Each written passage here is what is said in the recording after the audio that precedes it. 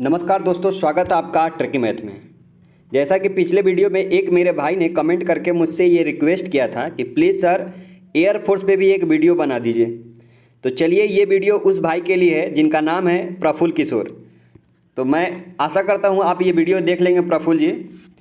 चलिए दोस्तों, देखते हैं। इंडियन एयरफोर्स है ना, उसमें डायरेक्ट रिक्रूटमेंट के तहत ग्रुप एक्स और वाई दो की बहाली होती है। ठीक है, एक्स और वाई दो ग्रुप की बहाली होती है, जिसमें एक्स क्या होता है, एक टेक्निकल होता है। ठीक है, टेक्निकल कहने का मतलब क्या हुआ कि मतलब वैसे कैंडिडेट्स इसको अप्लाई कर सकते हैं जो बेसिकली क्या हो, साइंस बैकग्राउंड से बिलोंग करते हैं। ठीक है, तो साइंस बैकग्राउंड से बिलोंग करने वाले या तो कोई डिप्लोमा लिए होंगे या मैथ लिए होंगे, तो वो इसको फिलअप कर सकते हैं।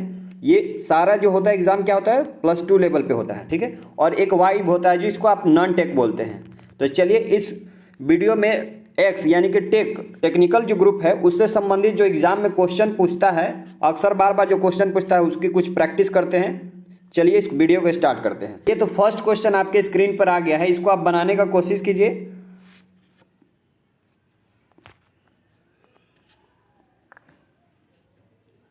देखिए, फर्स्ट क्वेश्चन जो दिया हुआ है वो क्या दिया हुआ आपसे पूछा जा रहा है कि कॉस स्क्वायर नहीं है, कॉस का पावर 4x माइनस साइन का पावर 4x। ठीक है, इसका आपसे पूछा जा रहा है कि ये किसके इक्वल है। चार आपको ऑप्शन दिया हुआ है, sine 2x, cos 2x, cos square x और साइन स्क्वायर x। आपसे पूछा जा रहा है कि कॉस का पावर 4x माइनस साइन का पावर 4x किसके इक्वल होगा। तो देखिए दोस्तों, इसको बनाने के लिए सिंपल आपको क्या करना पड़ेगा, एक फॉर्मूला होता है ए स्क्वायर माइनस बी स्क्वायर। अगर इतना आप जानते होंगे, ए स्क्वायर माइनस बी स्क्वायर क्या होता है, ए प्लस बी इंटू ए माइनस बी। इतना होता आप तो जानते होंगे। चलिए आगे देखते हैं, इस फॉर्मूले का यूज करके हम कैसे इसको बना सकते हैं। देखिए, यहाँ कॉस का पावर 4x दिया हुआ है ना, यहाँ साइन का पावर 4x दिया हुआ है, तो इसको हम सिंपल सा ये भी तो लिख सकते हैं, कॉस स्क्वायर एक्स का होल स्क्वायर लिख सकते हैं।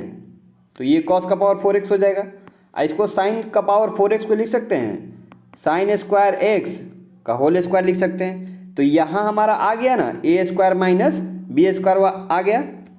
अब इसको सिंपल सा आपको क्या करना होगा, ए स्क्वायर माइनस बी स्क्वायर का जो फॉर्मूला होता है उसको आपको इसमें ब्रेक कर देना है। तो cos square x minus sine square x का स्क्वायर दिया हो तो उसको क्या करेंगे, आप सिंपल से इसको लिख देंगे, cos square x plus sine square x.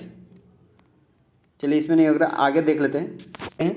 ये आपका कॉस स्क्वायर एक्स का होल स्क्वायर दिया हुआ था, इसको हमने कर लिया, और माइनस साइन स्क्वायर एक्स का होल स्क्वायर कर लिया। तो ये आपको लिख दिया कॉस स्क्वायर एक्स, इसको लिख दिया plus sine square x into cos square x minus sine square x. ठीक है, अब ये देखिए, cos square x plus sine square x क्या होता है, 1 के इक्वल होता है। तो ये हमारा हो गया 1, और ये हो गया cos square x minus sine square.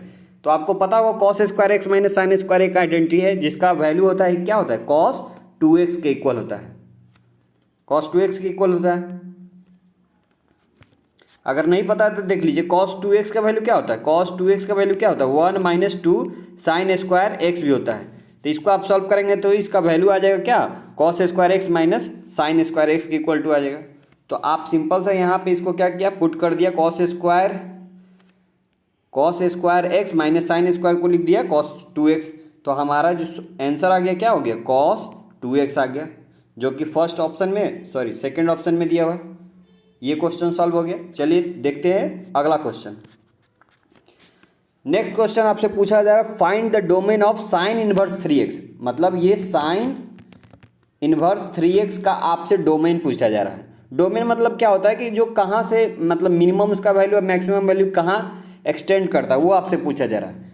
तो जैसे आप साइन एक्स का डोमेन क्या होता है, 0 से 1 होता है, 0 से 1 होता है, 0 इक्वल टू और लेस देन इक्वल टू 1 होता है।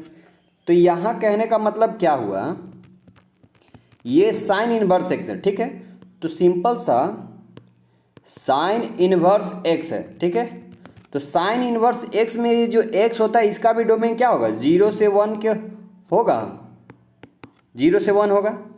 यहाँ तक समझ में आया, 0 से 1 हमारा होगा इस एक्स का डोमेन। तो आप सिंपल सा यहाँ पे x की जगह क्या दिया हुआ है, 3x दिया हुआ है, तो आप इसको लिख दीजिए।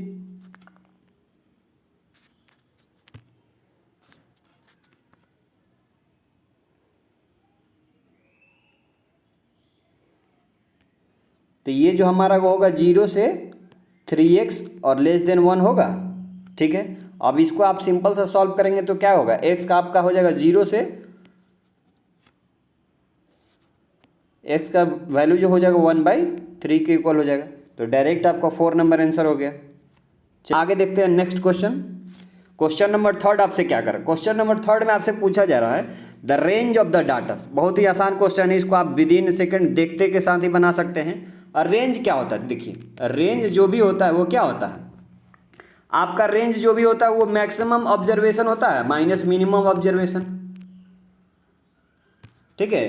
तो इस डाटा में आपको अगर देखेंगे तो मैक्सिमम वैल्यू क्या है 23 है, और मिनिमम वैल्यू इसमें देखेंगे तो क्या होगा आपका 8 है, ठीक है।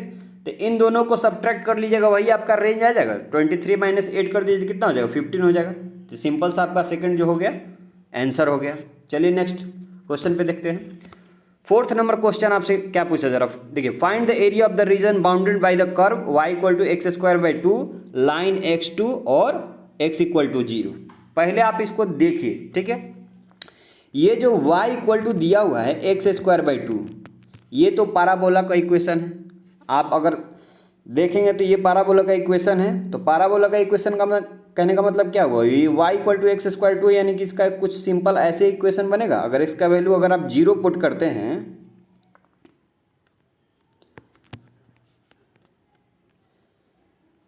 x का वैल्यू अगर आप 0 पुट करते हैं तो y भी 0 आएगा, यानी कि ये पाराबोला का इक्वेशन होगा, ठीक है।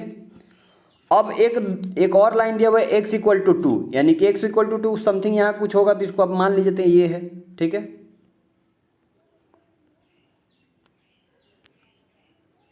और x = 0, यही ना हमारा x = 0 है।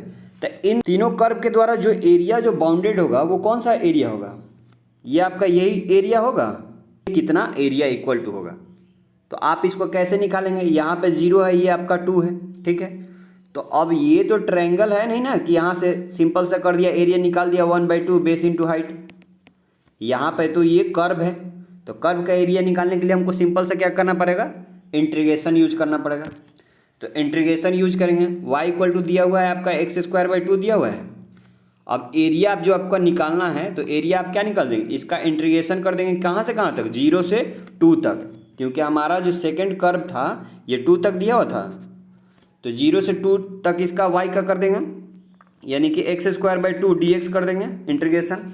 अब देखिए x का पावर n का इंटीग्रेशन क्या होता है, आप x का पावर n+1/n+1 होता है। तो इस केस में आपका क्या हो जाएगा, इस केस में आपका क्या हो जाएगा, आप इसको इंटीग्रेट करेंगे तो आपका हो जाएगा x का पावर 3/2, नीचे है 3 6 हो जाएगा, और ये वैल्यू कितना होगा 0 से 2। अब इसको आप x का वैल्यू आप पुट कर दीजिए, x का वैल्यू 2 पुट कीजिएगा कितना हो जाएगा 8/6 हो जाएगा, और यहाँ 0 पुट कीजिएगा तो 0 हो जाएगा। यानी कि सिंपल सा आपका जो एरिया आएगा 8/6 यानी कि 4/3 आ गया, यानी कि हमारा जो एरिया निकलेगा वो 4/3 होगा। 4th नंबर ऑप्शन में है, ठीक है, 4th नंबर ऑप्शन में है। चलिए नेक्स्ट क्वेश्चन में देखते हैं। देखिए 5 नंबर क्वेश्चन आपसे क्या पूछ रहा है, what is the degree of the differential equation. देखिए ये सब उस तरह के क्वेश्चन है जो एग्जाम में पूछ चुके हैं या पूछते हैं, अक्सर बार बार एग्जाम में रिपीट होता है, इसीलिए चलिए इस क्वेश्चन को देखते हैं। 5 नंबर क्वेश्चन क्या है, आपसे इसमें डिग्री पूछा जा रहा है। ये डिफरेंशियल इक्वेशन है आपका, इसमें डिग्री पूछा जा रहा है। जैसे देखिए आप ये है dy/dx है ना, ये क्या है फर्स्ट डेरिवेटिव है, ठीक है। अगर आपका सिंपल सा इसका ऑर्डर पूछा जाए तो कितना है, ये 1 है, इसका ऑर्डर कितना है d2y/dx², इसका ऑर्डर पूछेंगे तो कितना होगा, ये 2 ऑर्डर है। यानी कि जो भी डिग्री होता है, ये जो डिग्री होता है डिफरेंशियल इक्वेशन का, वो आपका जो फर्स्ट डेरिवेटिव होता है ना, जो भी आपका डेरिवेटिव उसका हाईएस्ट क्या होता है, हाईएस्ट जो पावर होता है वही आपका क्या होता है, डिफरेंशियल का डिग्री होता है, डिफरेंशियल इक्वेशन का डिग्री होता है। तो इस केस में देखेंगे तो ये क्या है dy/dx है, फर्स्ट डेरिवेटिव है, ये भी dy/dx फर्स्ट डेरिवेटिव है, लेकिन इसका जो पावर कितना है, मैक्सिमम पावर कितना है 2 है, ये जो आपका 2 है। तो सिंपल सा इस डिफरेंशियल इक्वेशन का जो डिग्री होगा क्या होगा, 2 होगा। हाईएस्ट जो पावर होता है वही ना होता है डिफरेंशियल इक्वेशन का डिग्री, तो आपका इसमें क्या होगा, 2 होगा। चलिए आगे देखते हैं नेक्स्ट क्वेश्चन में।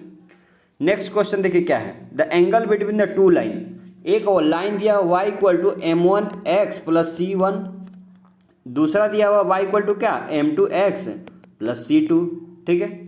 इसका आपको एंगल बताना, मतलब कोई एक लाइन है, एक लाइन है, इन दोनों के बीच में जो एंगल बनेगा थीटा, तो इस थीटा को निकालने का आप फार्मूला जानते होंगे। सिंपल सा फार्मूला क्या होता है, tan थीटा, ठीक है, tan थीटा। तो tan थीटा का फार्मूला क्या होता है, मोड m1 माइनस m2 और 1 प्लस m1 इंटू m2 होता है, ठीक है, ये मोड में होता है। अब आप इसको मोड को हटाएंगे तो क्या हो जाएगा, आपका tan थीटा इक्वल टू क्या होगा, plus minus m1 minus m2 by 1 plus m1 into m2 होगा। अब अगर सिर्फ थीटा का वैल्यू आपसे पूछा जा रहा है तो थीटा इक्वल टू क्या होगा, यहाँ आपका tan इनवर्स हो जाएगा प्लस माइनस, और ये m1 माइनस m2 ये एक सेम ही रहेगा। तो ऑप्शन देखिए किस में है, सेकंड ऑप्शन में देखिए, plus minus tan inverse m1 minus m2 1 plus m1 into m2। चलिए आगे next question, 7th number question देखिए क्या करा है, एक पासे को 2 बार उछाला जाता है तो 5 का योग प्राप्त करने की क्या प्रक्रिया है। बहुत ही आसान क्वेश्चन है। अब जैसे देखिए एक पासा होता है क्या, ये 1 2 3 4 5 6 जिसमें नंबर रहता है, एक दूसरा है 1 2 3 4 5 6 मतलब नंबर है। तो इसको 2 बार उछाला जाएगा तो total number of possible outcome कितना होगा, आपका 36 होगा।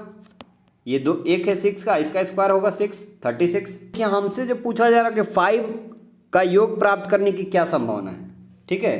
तो 5 कब आएगा, कंडीशन आप देख लीजिए, 5 कब आएगा, एक तो होगा कि पहले में 4 1 आए, दूसरे में क्या हो जाए 4 आ जाए, तब 5 आ जाएगा सम। दूसरा इसका उल्टा हो सकता है, एक क्या होगा, एक पहले में 4 आ जाए, दूसरे में क्या आ जाए 1 आ जाए। एक और क्या हो सकता है कि फर्स्ट में 2 आए, दूसरे में क्या है 3 आए, तभी तो 5 ऐड हो सकता है। फिर एक इसका रिवर्स हो सकता है कि एक में 3 आ जाए और एक में 2 हो जाए।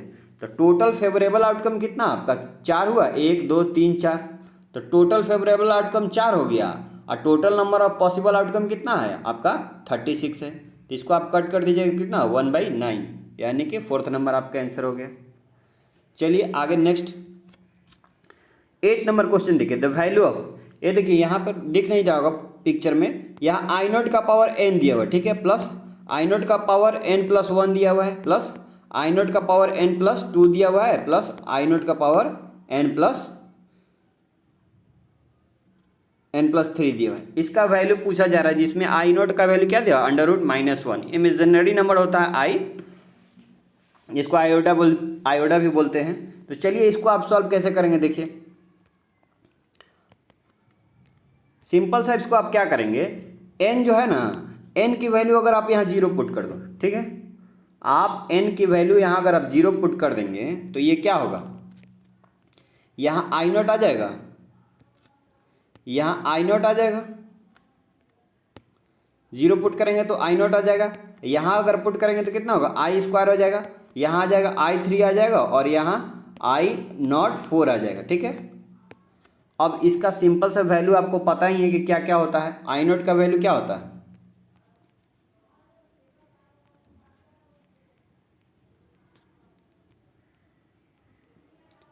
अब देखिए i0 का वैल्यू अगर करेंगे तो i0 का वैल्यू कितना होगा, i0 हो जाएगा 0, i0 0 इक्वल टू क्या होगा i0 हो जाएगा, i0 का स्क्वायर का वैल्यू कितना होगा -1 हो जाएगा, यहाँ पे -1 हो जाएगा, और i0 3 यानी कि i0 का पावर 3 करेंगे तो कितना हो जाएगा, यहाँ पर हो जाएगा आपका -i0 हो जाएगा, और यहाँ i0 का पावर 4 था, तो i0 का पावर 4 करेंगे तो कितना हो जाएगा, ये हो जाएगा i0 1 हो जाएगा। तो ये -1 ये 1 कट गया, i0 और प्लस i0 और माइनस i0 कट गया, तो इसका वैल्यू कितना होगा 0 हो जाएगा। तो सिंपल सा आपका 3rd नंबर ऑप्शन हो गया। चलिए एक और क्वेश्चन देखते हैं, find determinant of the matrix, ठीक है, एक डिटर्मिनेंट का क्वेश्चन है, आपसे इसका डिटर्मिनेंट पूछा जा रहा है, ये मैट्रिक्स दिया हुआ है, आपसे इसका डिटर्मिनेंट पूछा जा रहा है, ठीक है। तो चलिए देखते हैं इसको बनाने का। थोड़ा सा इसमें ध्यान देने की बात क्या है, आप इसमें देखेंगे, यहाँ देखिए एक R1 रो है, ये R2 है, और ये R3 है, ठीक है। अब इसको हम क्या कर सकते हैं कि जिससे हम आसानी से इसका डिटर्मिनेंट निकाल सकते हैं। अब यहाँ ध्यान दीजिएगा, फर्स्ट में आपका क्या है, फर्स्ट में आपका x है, y है और z है, और सेकंड में आपका a b c है, a b और c है, और थर्ड में आपका जो दिया हुआ है क्या है, x plus a, x plus a, y plus b और z प्लस c दिया हुआ है। इसी का आपको डिटर्मिनेंट का वैल्यू निकालना है।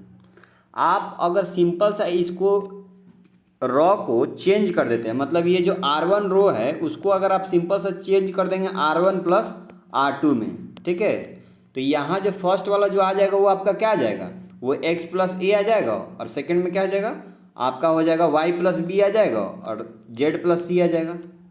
रो को इंटरचेंज करेंगे या चेंज करेंगे, R1 को हमने चेंज कर दिया क्या, R1 प्लस R2 में चेंज कर दिया। तो यहाँ पे जो आपका आ जाएगा, यहाँ पे जो आपका आ जाएगा वो क्या आ जाएगा, फर्स्ट में आ जाएगा x plus a, y plus b और z प्लस c, ठीक है, और यहाँ a b c है, और थर्ड में आपका x plus a, y plus b और z प्लस c आ गया, ठीक है। अब देखिए मैट्रिक्स का क्या रूल है, जैसे मान लीजिए एक नंबर है 1 1 1, यहाँ 2 5 6 कोई नंबर है, और फिर 1 1 1, तो अगर कोई भी मैट्रिक्स में अगर आपका एक रो दूसरे रो के अगर इक्वल आ जाता है, मतलब ये 1 1 1 है, ये 1 1 1, या तो रो आ जाए या तो कॉलम इक्वल आ जाए, तो उस केस में डायरेक्ट आपका इसका डिटर्मिनेंट का वैल्यू क्या आएगा, 0 आएगा। आप इसको अगर निकाल भी लीजिएगा तो आपका 0 ही है, कोई सा भी नंबर अगर इन दोनों का अगर सेम अगर आ गया, अगर एक रो या एक कॉलम अगर सेम आ गया तो इसका डिटर्मिनेंट का वैल्यू क्या होगा, 0 आ जाएगा। तो हमने R1 को रिप्लेस कर दिया था क्या, R1 प्लस R2 में, तो हमारा R1 और R3 दोनों क्या हो गया, इक्वल हो गया। तो यानी कि इस केस में हमारा इसका डिटर्मिनेंट कितना होगा, 0 होगा। तो हमारा ऑप्शन कितना नंबर, थर्ड ऑप्शन करेक्ट हो गया। चलिए अब लास्ट क्वेश्चन एक देखते हैं। लास्ट क्वेश्चन आपसे क्या करा, if the third term of GP is 4 then the product of its 5 term, मतलब आपसे एक जीपी का आपसे एक थर्ड टर्म दे दिया हुआ है, थर्ड टर्म कितना दिया हुआ है, 4 दिया हुआ है, तो आपसे इसका प्रोडक्ट पूछा जा रहा है, फर्स्ट 5 जो टर्म होगा उसका प्रोडक्ट क्या होगा। चलिए देखते हैं इसको। जीपी क्या होता है, सिंपल सा देखिए जीपी क्या होता है। मान लीजिए एक नंबर क्या है, मान लीजिए 3 है, ठीक है, या 1 3, इसका 9 27 81। आप यहाँ गौर कीजिएगा तो ये सब नंबर क्या 3 3 से मल्टीप्लाई हो रहा है, ठीक है। यानी कि आपका जो जीपी हो जाता है, नेक्स्ट टर्म क्या होता है, वो मल्टीप्लिकेशन के फॉर्म में होता है, मतलब एक फिक्स नंबर से मल्टीप्लाई होता है, वही जीपी है। एपी में क्या होता है, एपी में एडिशन होता है, तो यहाँ जीपी है तो जीपी में क्या होगा, 3 3 से मल्टीप्लाई होता है। तो आप सिंपल सा ये समझिए ये जीपी का फॉर्म है, ठीक है। अब आगे देखते हैं क्वेश्चन पे। तो क्वेश्चन पे देखिएगा तो इसमें क्या दिया हुआ है, आप एक फॉर्मूला होगा, एक मान लीजिए फर्स्ट टर्म ए है तो सेकंड टर्म कितना होगा, ए आर है, थर्ड टर्म कितना होगा, ए आर स्क्वायर है, फोर्थ टर्म कितना होगा, ए आर क्यू होता है, ठीक है। तो आप यहाँ देखिएगा कि आपका जो एन टर्म होता है जीपी का क्या होता है, ए का r n minus 1, a into r minus 1। जैसे यहाँ देखिए फर्स्ट ए है, ये ए आर है और ए आर स्क्वायर है, तो ये अगर आपका थर्ड टर्म क्या है, अगर आप कीजिएगा तो ए आर थर्ड माइनस 1 तो 2, तो यही आपका है थर्ड टर्म। तो सिंपल सा आपका जो जीपी का फॉर्मूला होता है जो एन टर्म का क्या हो गया, ए आर एन माइनस 1। तो आपका इसमें दिया हुआ है थर्ड टर्म, ठीक है, आपका इसमें थर्ड टर्म दिया हुआ है, तो थर्ड टर्म क्या होगा, ए आर स्क्वायर होगा, तो a r square equal to क्या दिया हुआ है, 4 दिया हुआ है, ठीक है। अब आपसे पूछा जा रहा है प्रोडक्ट, तो प्रोडक्ट का मतलब क्या हुआ, फर्स्ट नंबर होगा ए, सेकेंड नंबर होगा ए आर, और थर्ड नंबर होगा ए आर स्क्वायर, और फोर्थ नंबर क्या होगा ए आर क्यू, और फिफ्थ नंबर क्या होगा ए आर 4। इसी का प्रोडक्ट आपसे पूछा जा रहा है, ठीक है। तो यहाँ आप देखिएगा तो ये सारा ए कितने टाइम्स, 5 टाइम्स होगा, यानी कि ए का पावर 5 है, और इसी को मल्टीप्लाई करेंगे तो आर का पावर अगर जोड़ेंगे तो कितना होगा, आर का पावर 10 हो जा रहा है। इसी का आपसे पूछा जा रहा है, यानी आपसे सिंपल सा पूछा जा रहा है क्या, ए का पावर 5 इंटू आर का पावर 10 का वैल्यू कितना होगा, ठीक है।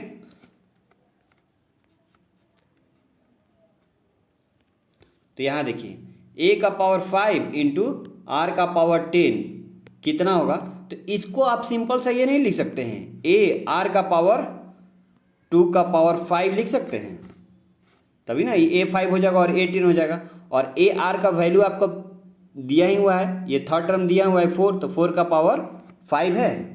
सिंपल सा हो गया, a 4 का पावर 5। ऑप्शन देखिए कितने नंबर में था, फर्स्ट नंबर में, तो आपका ऑप्शन ए करेक्ट हो गया। चलिए तो मिलेंगे नेक्स्ट वीडियो में नए कुछ क्वेश्चन के साथ।